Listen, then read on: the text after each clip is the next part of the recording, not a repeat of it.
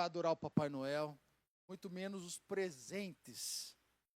E é muito bom ganhar presente. Eu fiquei extremamente feliz com o presente que eu ganhei, mas essas coisas, elas ficam cinzas perto da cor que Jesus tem, da cor que Ele dá para as coisas, do significado que Ele dá para as coisas.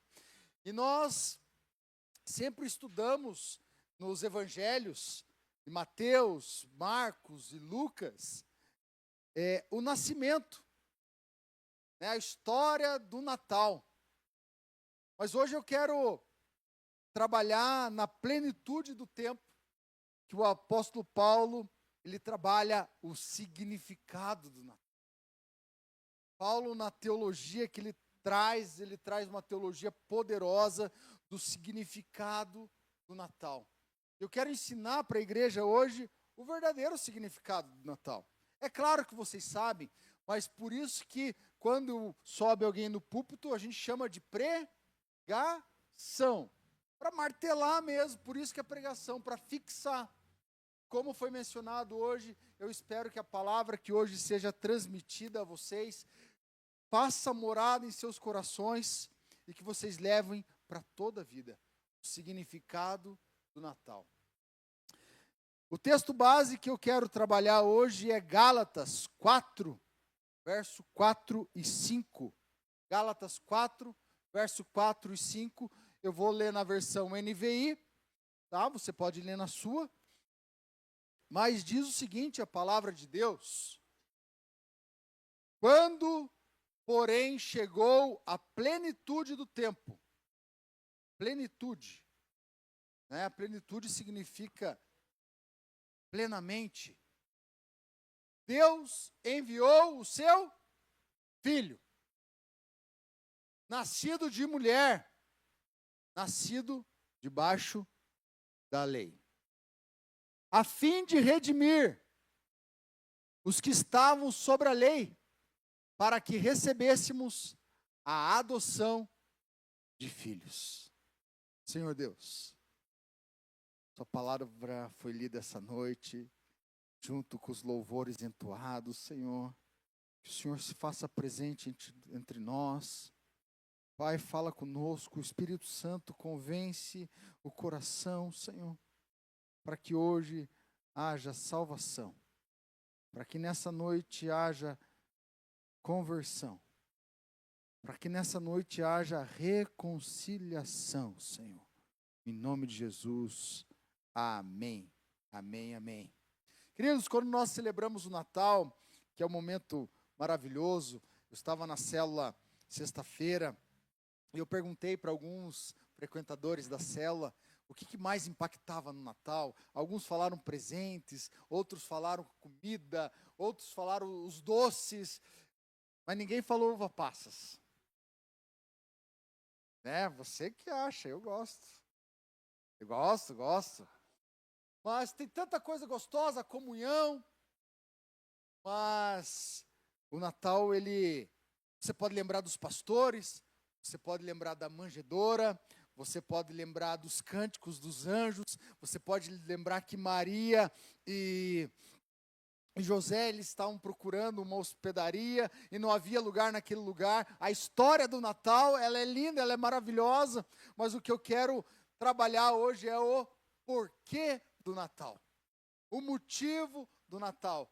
O motivo pelo qual Deus se fez carne e habitou no meio do seu povo. E o melhor, depois que ele subiu e era necessário que ele subisse para que ele viesse. Ele quem? O Espírito Santo que habita em mim e você. O Espírito Santo que nos convence do pecado. O Espírito Santo que transborda em nós. Paulo, ele não narra o Natal. Paulo, ele explica o significado do Natal. Ele nos dá uma teologia profunda da encarnação. Deus que se fez carne. O Deus que vivia perfeitamente em comunidade, na Trindade, resolve mandar o seu Filho. Para que nós oferecemos os nossos pecados. e não nos condenou, e pelo contrário, nos salva. Pecadores como nós. Jonathan Edwards escreveu um livro sobre o Deus irado. Deus é irado.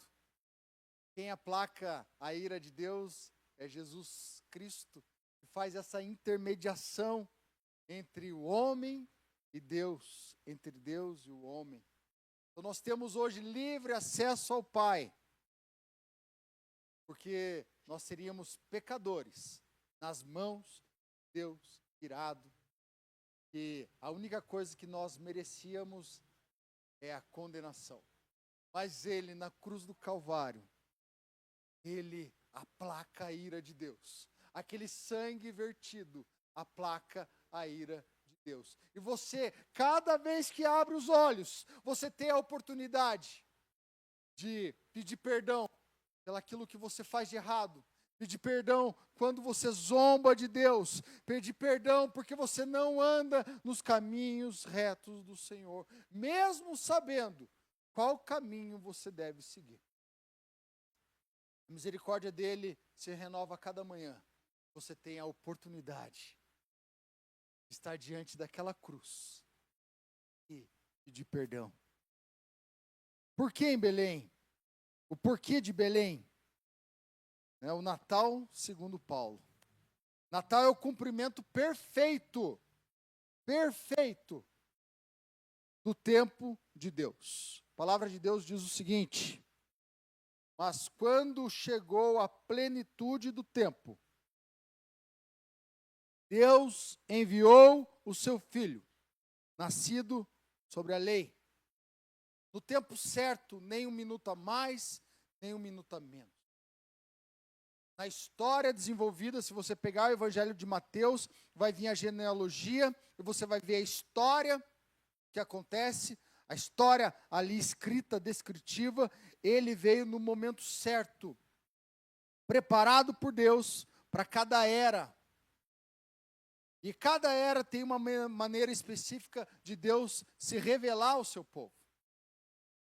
A era da inocência, que foi a era de Adão e Eva, Deus passeava. Eu imagino, eu tenho essa cena, Deus passeando entre as árvores, fazendo aquele barulho sabe quando você pisa no matinho seco, na grama, aquele barulho, aquele sussurro. Eu imagino Deus indo se encontrar com a sua criação, todo final de tarde. Era o tempo que Adão e Eva eram inocentes. Deus falava diretamente com eles, se encontrava diretamente com eles. Era a era que não havia lei escrita, não havia uma ordem definida, era simplesmente relacional. Deus, na sua misericórdia, ele descia e vinha até a criação. Era um relacionamento imediato, um relacionamento que não precisava de mediação. O próprio Deus estava ali. Não precisava de sacerdote, não precisava naquele momento de Jesus Cristo, porque ele se fazia presente. Ele era o próprio relacionamento. Eu imagino essa cena. E depois veio o pecado. Eu imagino a mesma cena, quando Deus ele passeia no meio da relva, no meio, vai procurar Adão, e Adão se esconde de medo, porque pecou. O relacionamento com Deus estava quebrado, corrompido pelo pecado. E onde há pecado, há morte. E o salário do pecado é a morte. E todos pecaram e carecem da glória do nosso Salvador Jesus Cristo. Então hoje ele é o mediador. Então é essa era da inocência. Deus, na sua infinita misericórdia e glória, ele também veio na pós-queda, na era da consciência, onde o homem passou a discernir o certo e o errado pela consciência. Deus tratava caso a caso. Noé, construa um barcão onde eu não vou ter piedade do povo. Pregue o evangelho, pregue a graça de Deus, pregue a palavra. Por 120 anos ele pregou. Entrou só ele, sua esposa e seus filhos, a ex-esposa dos seus filhos. E Deus selou a arca por fora. O próprio Deus selou. Se o próprio Deus selou, ninguém abre. Ninguém abre. Deus também veio na era patriarcal, Abraão, Isaque e Jacó, onde nas teofanias Deus se apresentava para esses patriarcas, tinha um relacionamento com eles. Quando nós vemos a história de Abraão e Ló, que aparece para o próprio Deus, o próprio Jesus aparece para Abraão. Aí manda os anjos para convencer a família de Ló. Deus aparece. Deus, ele aparece na fornalha com os 4 homens. Com os 3 homens, ele é o 4º homem. Nenhum é chamuscado. Eu creio que nem mesmo o cheiro da fumaça gruda nas vestes deles. Oh, Deus relacional, um Deus que ama o seu povo. Era o culto da família. Cada momento da história faziam altares. Josué, quando atravessou o Jordão, fazia um altar, fez um altar no meio do Jordão, o altar depois do Jordão, um altar que simboliza um altar dentro do nosso coração e um fora do coração. Então eram marcos na vida do povo. Essa é a era. Depois veio a era da lei, onde Moisés escreve, Deus, o Espírito Santo, dá a lei, para que o povo o povo já estava louco para desviar, e veio a lei para direcionar o seu povo. Eu gosto de uma história que o pastor Valdecir conta, que esse é o caminho da nossa vida. Deus permite que a gente ande pelo caminho. Nós podemos chegar até aqui, nós podemos chegar até aqui. Lembra dessa história? A estrada da vida. Não é uma linha retinha. Você pode... Isso. Obrigado, pastor. Mas a partir do momento que você passa daqui, você está fora do projeto que Deus tem para a sua vida. Você sai para cá, você está fora. Você está fora, queridos. Então Deus veio, tinha mandamentos, rituais, sacrifícios. Santidade era ensinada por meio das coisas externas, alimentos, vestes, que nós estudamos culto passado, objetos, ritos. Isso explica porque o judaísmo tinha tantas regras visíveis de pureza. Depois veio a era dos profetas, onde Deus falava com os profetas e os profetas falavam com o povo estava desviando do Senhor, o povo estava longe dos caminhos do Senhor. O profeta Oséias retratou o povo como uma prostituta que não andava nos caminhos do Senhor. Leia Oséias, vai falar tanto com você, meus irmãos. Tanto com você. E é arrependimento. O profeta, ele chama ao arrependimento. Arrependimento, Deus confronta o coração endurecido do povo, confronta hoje também, mas naquele tempo, por meio dos profetas, um tempo de chamado ao arrependimento. Chamado ao arrependimento. Depois Deus vem, na era do Messias, manda o seu filho em carne, nascido de mulher, para que nós sejamos redimidos. A lei chega ao seu cumprimento perfeito em Jesus Cristo, aquele que cumpriu perfeitamente a lei, como nós cantamos, não tinha nenhum pecado, e aceita pecadores como nós. Oh Deus, sua misericórdia é tremenda, Senhor. Jesus revela o foco de Deus, que sempre foi o meu e o seu coração. O foco de Deus é o coração da humanidade, para que o coração da humanidade se volte aos caminhos do Senhor. Ele inaugura um reino interno. Eles achavam que Jesus ia inaugurar o reino da espada. Quando Pedro desembainha aquela espada, ele fala: guarde essa espada, Pedro. Guarde essa espada. Não é um reino da espada, mas é um reino que vai causar divisão. É um reino que vai ter perseguição. É um reino inaugurado, mas talvez você não veja ele externamente, mas ele inicia-se internamente, no meu e no seu coração. E Jesus lança mais uma era, a era da igreja, que por meio da igreja, por meio de mim e de você, ele vai fazer cumprir os seus desígnios. A era da igreja. Você é agente do reino de Deus. Agente do reino de Deus, como assim, pastor? Pense num, como que é o nome? Consulado. Quando eu vou no consulado americano, quando eu piso lá dentro, eu não estou pisando mais, apesar de estar em São Paulo, no Rio Grande do Sul, eu não estou mais pisando no Brasil. Onde que eu estou pisando? Aquela é a embaixada americana, a embaixada venezuelana, a embaixada paraguaia. Quando eu piso nessas embaixadas, eu não estou mais pisando no Brasil. Apesar de estar dentro do território brasileiro.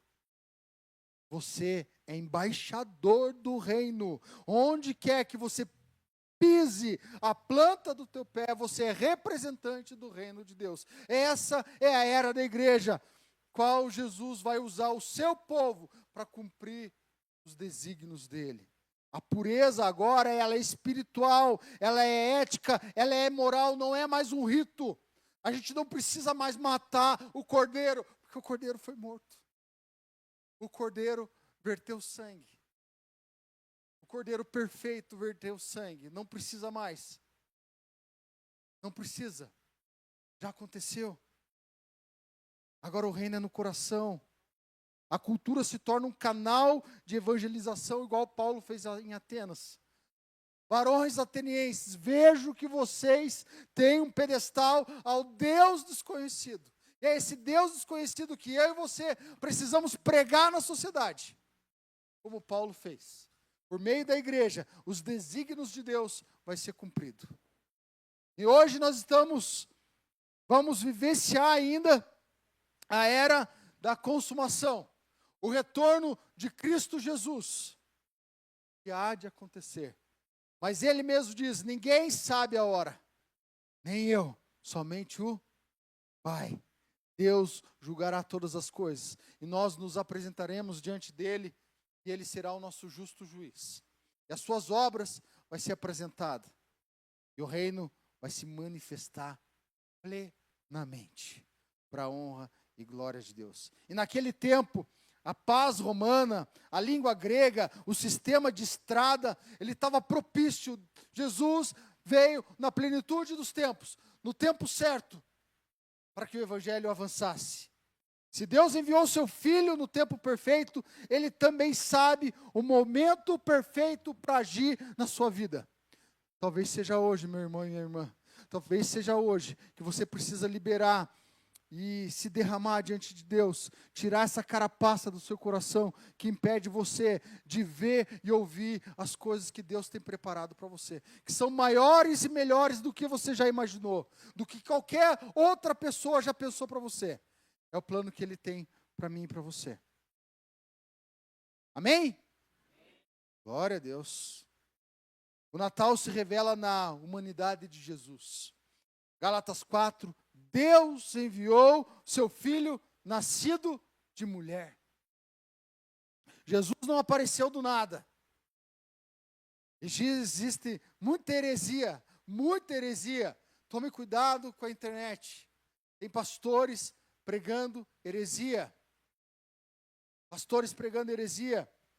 Ele nasceu como nós. Experimentou as nossas fraquezas. Ele foi amamentado por mulher, ele engatinhou, ele falou, ele teve a sua infância, ele teve sua adolescência, mas ele nunca pecou. Deus eterno entrou no tempo, entrou na história. Deus eterno entrou na criação. Aquele que sustenta o universo foi carregado no colo de uma mulher.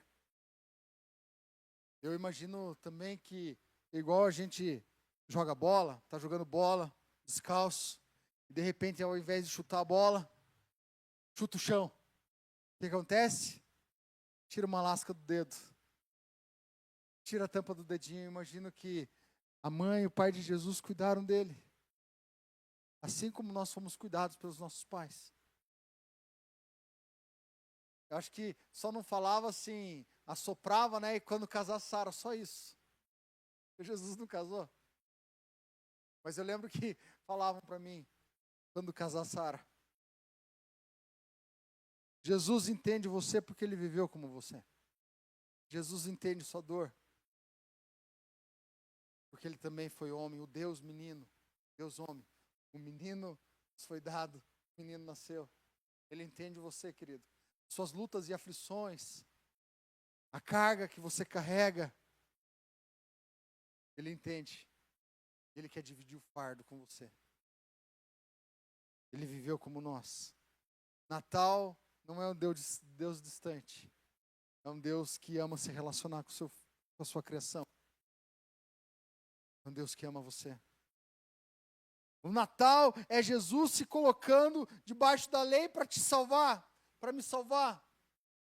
Aquele que cumpriu perfeitamente a lei. Nem uma vírgula a mais, nem uma vírgula a menos.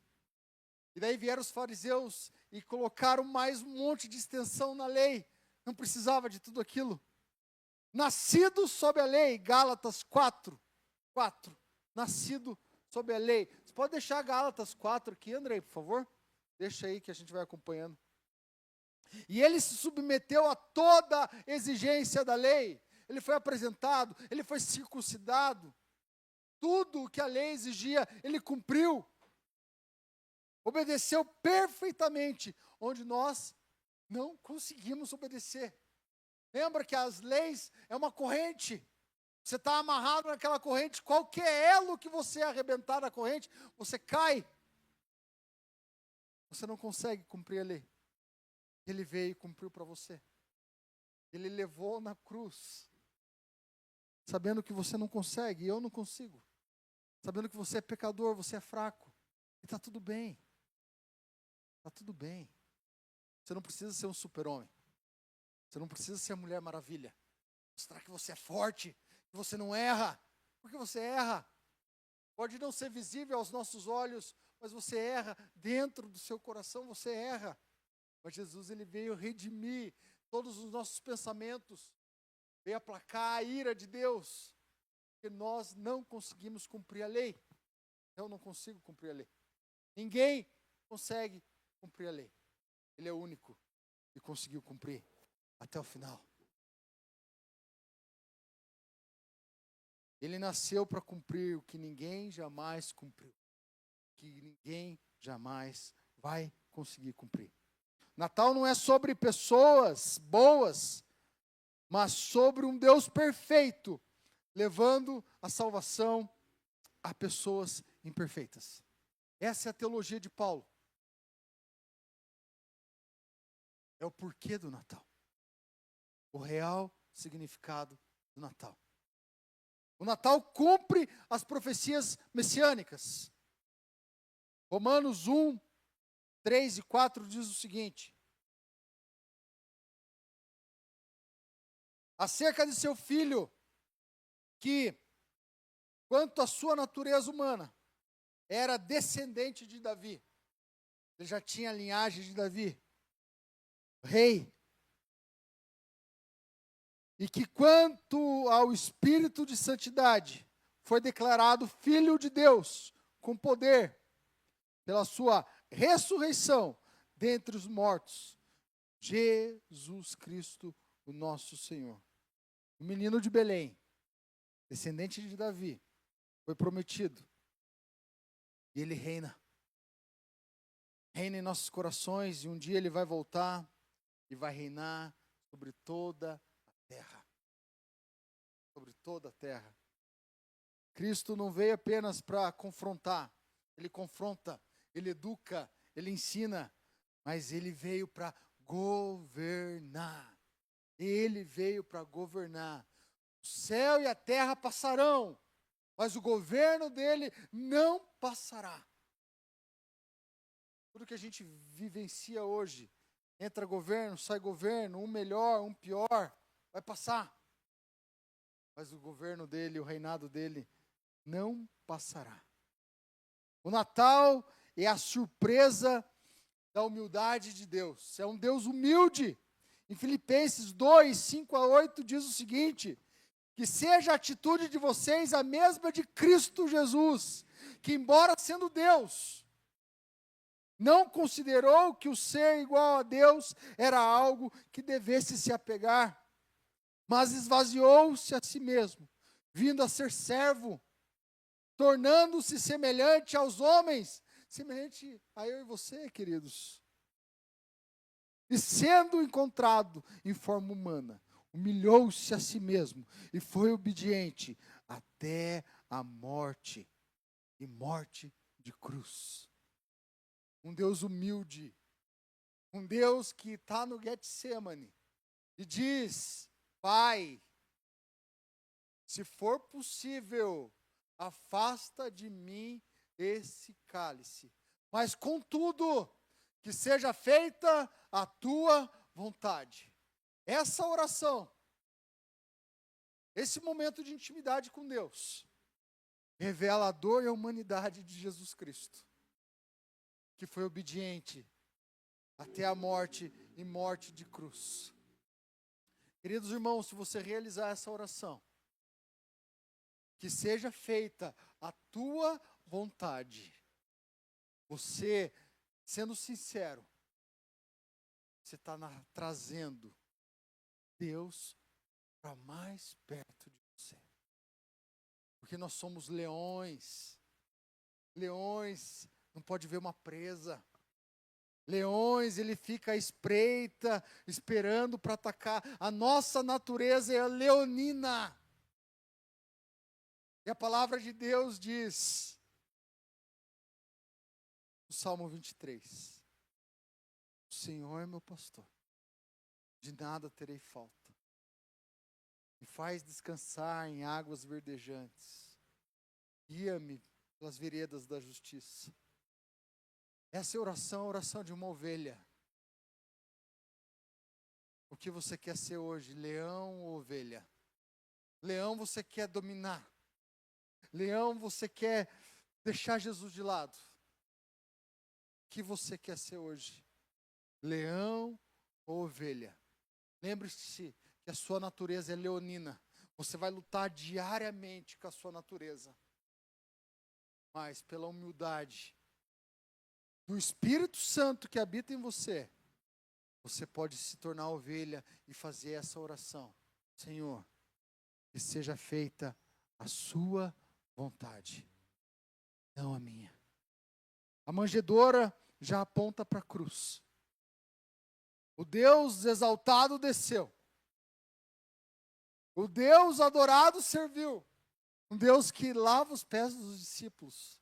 Oh Deus, me constrange, me deixa cada vez com o sentimento de que eu não, por mim mesmo eu não posso. O Deus todo-poderoso se fez vulnerável naquela cruz. Quando ele pede água, é o vinagre. Vinagre é vinagre, vinho azedo. Até o final, ele cumpriu o que era necessário. Porque diz, até o final ele ia tomar o vinho, o cálice por nós. E ele tomou o vinho amargo, o vinho azedo, para que hoje você estivesse aqui. Se você está aqui hoje é porque Deus quer falar com você hoje. Deus quer mostrar o caminho que você deve seguir. Talvez você está relutando. Talvez você não está se entregando por completo. E digo para você, cada vez que você sai desse momento de comunhão e volta para os seus afazeres diários e cotidianos, você, se não for humilde, disser, fizer essa oração, Senhor, que seja feita a tua vontade, você vai novamente colocar para dentro de você a sua natureza leonina. Você seja ovelha. Ovelha. Ele se humilhou. Nós não temos nenhum direito de sermos orgulhosos. De nenhuma espécie de orgulho. Nenhuma espécie de orgulho. Nenhuma. Estou falando por mim. Porque hoje, queridos, ontem eu fui preparado para eu e a pastora Silvanir fomos visitar uma pessoa que aparentemente nos afrontou. Eu fui preparado para responder com a minha natureza leonina. E aquela pessoa ela se mostrou tão humilde. Ela se desarmou. Não teve como eu mostrar as minhas garras de leão. Eu não posso em nenhum momento desejar ser orgulhoso. Eu estou lendo um livro, queridos, que tem me impactado profundamente. Estou prestes a terminar. Faltam 80 páginas. Seus passos, o que faria Jesus? Eu estou impactado com esse livro. Como eu sou pecador. E como eu não ajo como Jesus gostaria que eu agisse. Se você tiver a oportunidade de ler esse livro, leia. Tremendo. Seus passos, o que faria Jesus? Se o rei se humilhou, quem sou eu para ter orgulho de alguma coisa? Quem sou eu? O Natal é a graça que se fez pobre para nós nos enriquecermos. Se fez pobre para nós nos enriquecermos. 2 Coríntios 8:9. Pois vocês conhecem a graça do nosso Senhor Jesus Cristo, que sendo rico, se fez pobre por amor a vocês. Sendo rico, ele estava na sua glória, na sua majestade. Deus, ele se encarna, olha que humilhação. Ele está na glória, ele é rei, ele é majestade, ele vira homem. Isso é humilhação. Que sendo rico se fez pobre por vocês, por amor de vocês, para que por meio de sua pobreza, vocês se tornassem ricos. É um Deus que serve, um Deus sempre pensando em nós. Um Deus que ama estar em comunidade. A riqueza celestial é trocada pela pobreza da manjedoura. Queridos, manjedoura, a gente tirou o nosso presépio porque estava ventando muito e ela caiu.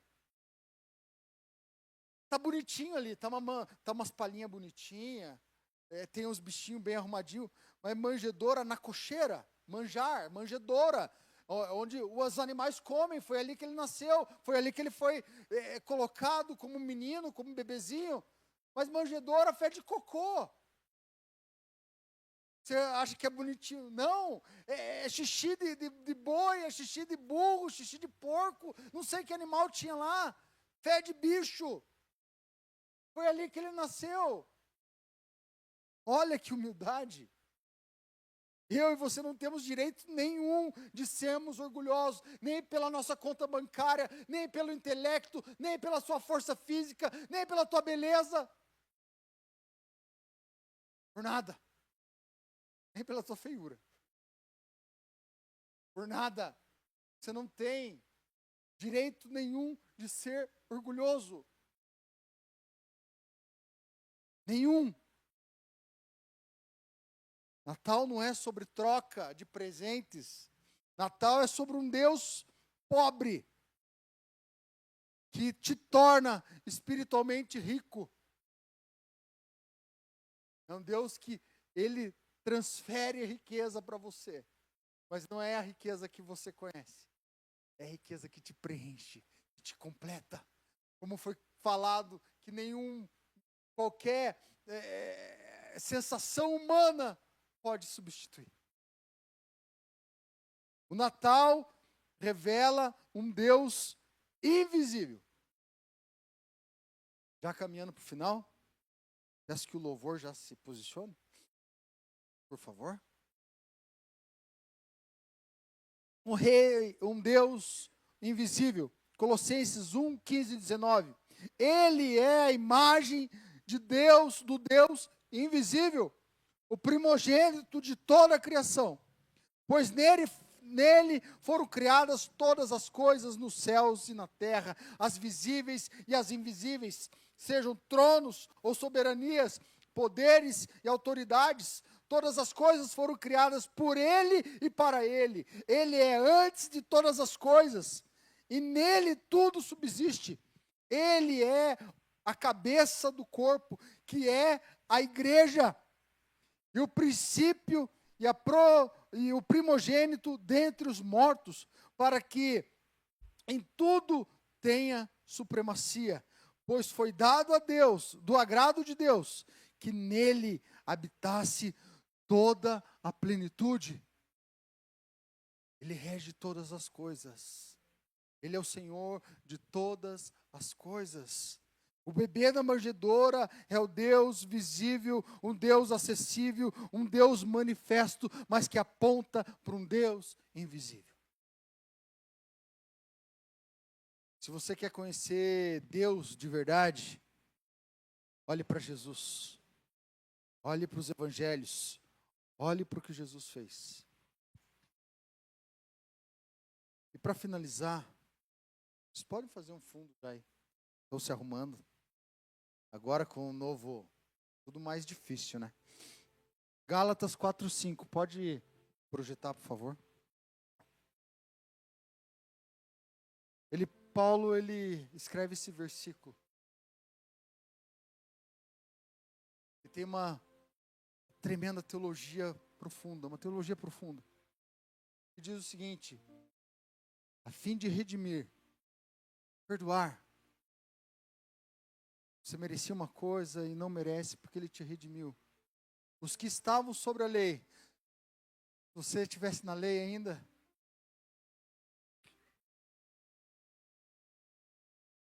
condenação. Que estavam sobre a lei para que recebêssemos a adoção de filhos. A adoção de filhos. Quando a gente está falando em adoção, ele está dizendo que ele está te dando valor.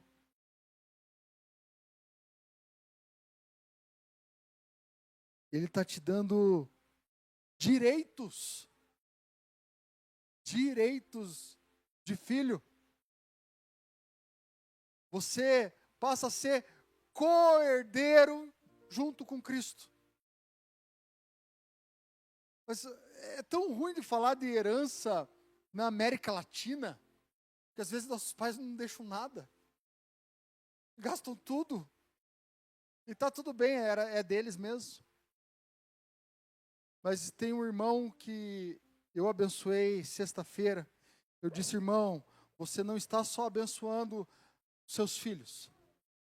Você está abençoando toda a geração que vai vir dos seus filhos.